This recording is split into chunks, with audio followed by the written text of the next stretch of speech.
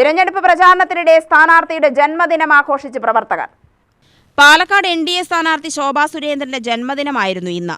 രാവിലെ top in town ഓഡിറ്റോറിയത്തിൽ പ്രവർത്തകരും നേതാക്കളും ശോഭാ സുരേന്ദ്രന് മധുര വിരുന്നൊരുക്കി. കേക്ക് മുറിച്ച് പ്രവർത്തകർ പിറന്നാൾ ആഘോഷം ഗംഭീരമാക്കി. നിരവധി പ്രവർത്തകരാണ് സ്ഥാനാർത്ഥിക്ക് പിറന്നാൾ ആശംസ നേരാനായി എത്തിയത്.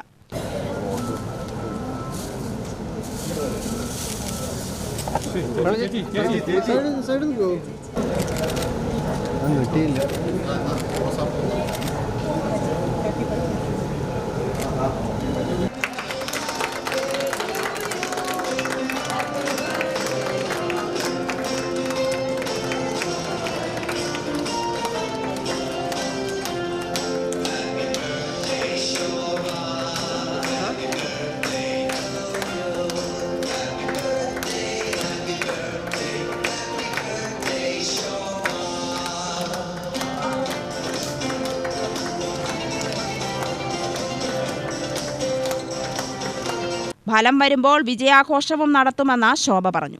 ഞങ്ങൾ മുന്നോട്ട് വെക്കുന്നത് ഇത്രയും വർഷത്തെ പൊതു രംഗത്തുള്ള ആ എക്സ്പീരിയൻസിനെ മുഴുവൻ വ്യക്തികൾക്കും വേണ്ടി കേരള നിയമസഭയിൽ ഉപയോഗപ്പെടുത്താൻ അവരുടെ ശോഭയ്ക്ക് ഒരു അവസരം നൽകണം എന്നുള്ള അപേക്ഷയാണ് ഞാൻ ഇവിടുത്തെ ജനാധിപത്യ വിശ്വാസികളുടെ മുന്നിൽ വെച്ചിട്ടുള്ളത്. അവർ അത് ഹൃദയപൂർവ്വം സ്വീകരിക്കും എന്ന് ഞാൻ വിശ്വസിക്കുന്നു. അതായത് ഏതാണ്ട് 40 വർഷം കോൺഗ്രസിന്റെ നേതൃത്വത്തിലുള്ള MLA ആണ് ഈ പാലക്കാട്ട് നിന്ന് ജനങ്ങൾ വിജയിപ്പിച്ചതെങ്കിൽ ഏതാണ്ട് തത്തുല്യമായി ഇവിടെ നിന്ന് മാർക്സിസ്റ്റ് പാർട്ടിയുടെ MLA-മാരും ഉണ്ടായി എന്നുള്ളത് ജനങ്ങൾ നോക്കിക്കാണുകയാണ്. ഇത് യാഥാർത്ഥ്യമാണ്. മാർക്സിസ്റ്റ് പാർട്ടിയുടെ മന്ത്രിമാരുണ്ടായി, അതുപോലെ തന്നെ കോൺഗ്രസിന്റെ MP-മാരുണ്ടായി.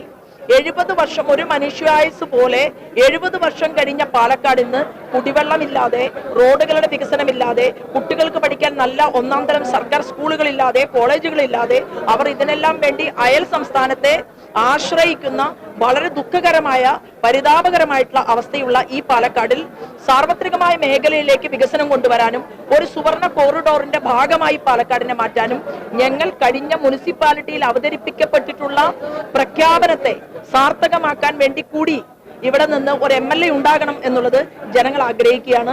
കണ്ണാടിയിലെയും മാത്തൂരിലെയും പിരായിരിയിലെയും പഞ്ചായത്തുകളിൽ കർഷകരുടെ വേദന അത് ഒപ്പിയെടുത്തുകൊണ്ട് കർഷകരുടെ വിഷയത്തെ കേരള നിയമസഭയിൽ അവരുടെ ഒരാളായി നിന്നുകൊണ്ട്, ഞാനൊരു കർഷക സ്ത്രീയാണ്, അപ്പോൾ അതുകൊണ്ട് ഒരു കർഷകന്റെ മകളായിട്ട് ജനിച്ച ഇന്നും കാർഷിക വൃത്തിയിൽ ഏർപ്പെട്ടുകൊണ്ട് മുന്നോട്ട് പോകുന്ന ഒരു സ്ത്രീ എന്നുള്ള രീതിയിൽ എനിക്ക് അവരുടെ വികാരത്തെയും വിചാരത്തെയും നിയമസഭയിൽ പ്രതിഫലിപ്പിക്കാൻ സാധിക്കും.